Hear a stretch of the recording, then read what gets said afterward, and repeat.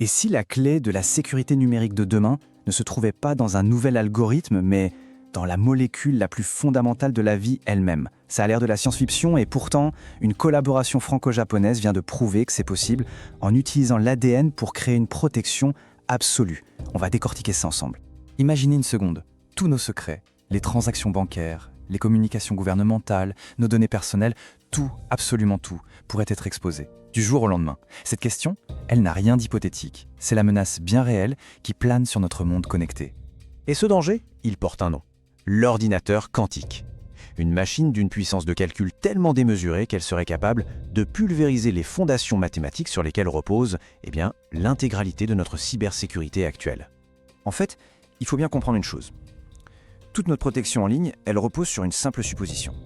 La supposition que certains problèmes mathématiques sont juste trop difficiles, trop longs à résoudre pour les ordinateurs actuels. Le truc, c'est que pour un ordinateur quantique, ces problèmes complexes deviendraient un jeu d'enfant. Notre sécurité est donc conditionnelle, et la condition est sur le point de disparaître. Ok, le tableau est un peu sombre, mais ce qui est fou, c'est qu'il existe en théorie une solution parfaite, un code inviolable, connu depuis un siècle. Le problème, ce code a toujours eu un énorme talent d'Achille, une faille logistique qui le rendait presque impossible à utiliser à grande échelle. Et voici ce saint graal de la cryptographie, le masque jetable qu'on appelle aussi one-time pad. Mathématiquement, c'est prouvé, il est impossible à casser. Le problème ne vient pas de l'algorithme, mais de la clé. Pour que ça fonctionne, deux personnes doivent posséder exactement la même clé secrète. Et c'est là que le cauchemar logistique commence. Et attention, les règles sont extraordinairement strictes. La clé doit être complètement aléatoire, elle doit être aussi longue que le message à chiffrer, elle doit être utilisée une seule et unique fois, puis détruite. Et surtout, le défi ultime, comment transmettre cette fameuse clé à l'autre bout de la planète sans que personne ne puisse l'intercepter. Et c'est là que l'histoire prend une tournure absolument fascinante. Parce que la solution à ce problème purement numérique et mathématique, elle ne vient pas de l'informatique. Non, elle vient de la biologie. C'est la molécule d'ADN qui entre en scène et qui change toutes les règles du jeu. On dirait presque que la nature avait déjà tout prévu. La molécule d'ADN possède en effet 4 super-pouvoirs, si on peut dire, qui répondent point par point aux exigences de ce code inviolable. Premier super-pouvoir, une densité de stockage extrême. Ce chiffre est juste vertigineux. Un seul gramme d'ADN peut stocker 215 pétaoctets de données. Pour se faire une idée, c'est l'équivalent d'environ 1 million de disques durs modernes, le tout dans le volume d'une goutte d'eau. On peut donc générer des clés gigantesques dans un espace minuscule. Deuxième pouvoir, un hasard absolu. La manière dont on synthétise l'ADN en laboratoire crée des séquences qui sont vraiment aléatoires, un pur hasard chimique. C'est bien plus fiable que le pseudo-hasard généré par les algorithmes informatiques. Et pour une clé de chiffrement parfaite, c'est une condition non négociable. Troisième atout, la reproductibilité. Grâce à certaines enzymes, on peut copier les séquences d'ADN à l'identique, des millions de fois s'il le faut. Et ça résout le gros problème du partage. On peut créer 2 stocks de clés physiquement jumeaux, un pour l'expéditeur et un pour le destinataire. Et enfin, 4e super pouvoir, la stabilité. Alors que les technologies de cryptographie quantique sont connues pour leur extrême fragilité, l'ADN, lui, est incroyablement robuste. Il peut conserver l'information intacte pendant des millénaires. C'est donc idéal pour l'archivage sécurisé sur le très très long terme. Bon, ces 4 super pouvoirs, c'est impressionnant en théorie. Mais est-ce que ça marche en pratique, dans le monde réel? La réponse est un grand oui. Et elle nous a été donnée lors d'une démonstration de force assez spectaculaire entre Paris et Tokyo.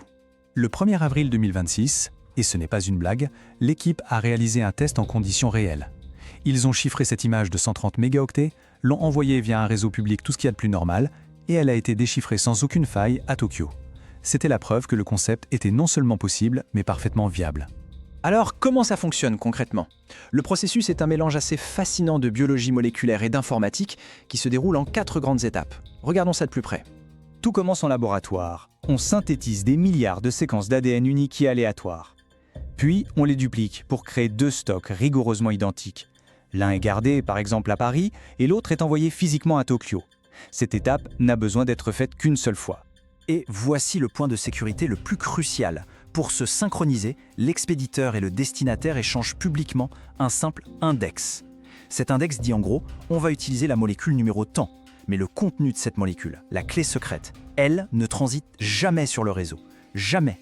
L'interception numérique devient donc totalement inutile. Une fois la bonne molécule identifiée des deux côtés, sa séquence chimique est lue, puis transformée en une suite de 0 et de 1.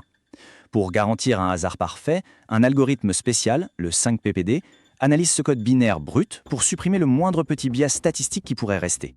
Finalement, le message est chiffré avec cette clé binaire parfaite.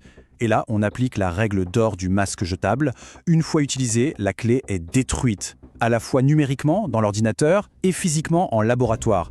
Elle ne pourra plus jamais être réutilisée. Au final, on obtient un système d'une robustesse assez remarquable. Il résiste aux ordinateurs quantiques, c'est une certitude mathématique. Il résiste à l'interception réseau, car la clé n'y circule jamais. Et même en cas de vol d'une partie des molécules physiques, le système est conçu pour détecter et ignorer les clés qui ont été compromises. D'accord, l'expérience est un succès. Mais si on prend un peu de recul, quelles sont les implications plus larges? À quoi ressemble un futur sécurisé par l'ADN? Ce schéma résume bien l'avantage stratégique. La cryptographie classique, celle d'aujourd'hui, est vulnérable sur le long terme. La cryptographie quantique, elle, est très prometteuse mais limitée par la distance. L'ADN, lui, vient prendre le meilleur des deux mondes. Une sécurité inconditionnelle qui est totalement indépendante de la distance, c'est un avantage unique. Et les perspectives, elles donnent le vertige. On parle de pouvoir sécuriser des communications entre la Terre et une base sur la Lune, de protéger des infrastructures critiques comme des réseaux financiers ou militaires, ou même d'archiver des données ultra sensibles pour des millénaires en les stockant directement sur de l'ADN. On termine sur cette citation qui est assez puissante. En associant l'élégance de la biologie à la rigueur des mathématiques, cette approche ouvre la voie à une sécurité quasi absolue. Et la pensée la plus fascinante dans tout ça, c'est peut-être de se dire que la solution à notre plus grand défi numérique se trouvait littéralement en nous depuis le tout début.